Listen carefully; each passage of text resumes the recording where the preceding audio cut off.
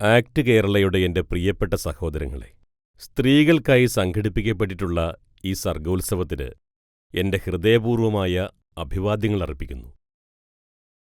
ഇന്നത്തെ ഈ മഹത്തായ ചടങ്ങിൽ എനിക്ക് നേരിട്ട് പങ്കെടുക്കാൻ കഴിയാത്തതിൽ ആദ്യം തന്നെ ക്ഷമ ചോദിക്കുകയാണ്.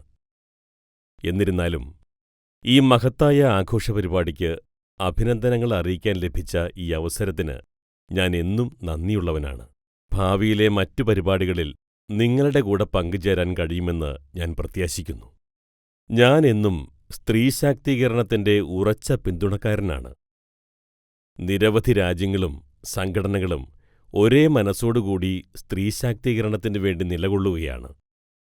സ്ത്രീശാക്തീകരണം സ്ത്രീകളെ അവരുടെ സാമൂഹ്യ ജീവിതത്തിൽ തന്ത്രപരമായ തീരുമാനങ്ങളെടുക്കാനും സാമൂഹിക മാറ്റങ്ങൾക്ക് നേതൃത്വം നൽകാനും പ്രാപ്തരാക്കുന്ന പരിവർത്തനാത്മകമായ ഒരു പ്രക്രിയയാണ്. ഇത് നീതിപൂർണവും സമതുലിതവുമായ ഒരു സമൂഹത്തെ വാർത്തെടുക്കുന്നതിനും വഴിയൊരുക്കുന്നു. സ്ത്രീശാക്തീകരണം സ്ത്രീകൾക്ക് ആത്മവിശ്വാസം നേടാനും വീട്ടിനകത്തും പുറത്തും അവർക്ക് സ്വന്തമായി തീരുമാനങ്ങളെടുക്കാനും കരുത്തു നൽകുന്നു. ഇതിൻ്റെ പ്രയോജനങ്ങൾ വ്യക്തികളിൽ മാത്രമല്ല ഒതുങ്ങുന്നത്. സാമ്പത്തിക വളർച്ച, സാമൂഹിക പുരോഗതി, വിദ്യാഭ്യാസം, കഴിവുകളുടെ വികസനം, രാഷ്ട്രീയ പങ്കാളിത്തം, അതിലുമധികം പ്രധാനമായി ലിംഗസമത്വം എന്നിവയിലേക്കും വഴി തുറക്കുന്നു.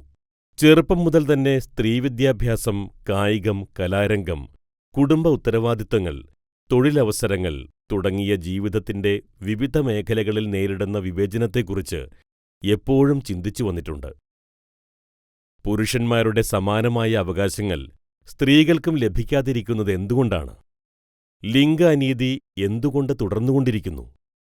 സ്വന്തം പുത്രനെയും പുത്രിയെയും കഠിനമായ വേദന സഹിച്ച് ജനിപ്പിക്കുന്ന അമ്മയെത്തന്നെയും ഈ സമൂഹത്തിൽ വിവേചനത്തിനിരയാക്കുന്നത് എത്രയോ വിചിത്രമാണല്ലോ. ഈ മഹത്തായ ലക്ഷ്യത്തിന് പിന്തുണ നൽകുന്നതിനായി ഞാൻ നിരവധി യുവതികളുടെ വിദ്യാഭ്യാസത്തെ പ്രോത്സാഹിപ്പിക്കുകയും സാമ്പത്തിക സഹായം നൽകുകയും ചെയ്തിട്ടുണ്ട്. അതിൻ്റെ ഉദാഹരണമാണ് ഒരു കെട്ടിടത്തൊഴിലാളിയുടെ മകളായ എടപ്പള്ളിയിലെ ഡോക്ടർ ദയ റോസ്ലിൻ. അവർക്ക് തങ്ങളുടെ മേഖലയിൽ അതുല്യമായ പുരോഗതി കൈവരിക്കാൻ കഴിഞ്ഞു.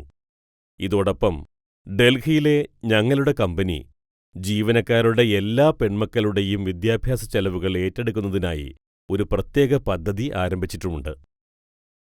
ഈ മഹത്തായ പരിപാടിക്ക് എൻ്റെ ഹൃദയപൂർവമായ ആശംസകൾ നേരുന്നതോടൊപ്പം ആക്ട് കേരളയുടെ ഈ മഹത് ശ്രമം ഏറെ ഉയരങ്ങളിലെത്തട്ടെയെന്ന് പ്രാർത്ഥിക്കുകയും ചെയ്യുന്നു. ഇന്നിവിടെ സന്നിഹിതരായിട്ടുള്ള എല്ലാവർക്കും എൻ്റെ നന്ദി അറിയിക്കുന്നു. നിങ്ങളുടെ ഈ ദിനം സന്തോഷവും പ്രചോദനവും നിറഞ്ഞതാകട്ടെയെന്നും ആത്മാർത്ഥമായി ആഗ്രഹിക്കുന്നു. നന്ദിയോടെ, അബ്ദുൽ കലാം ആസാദ്, ദില്ലി.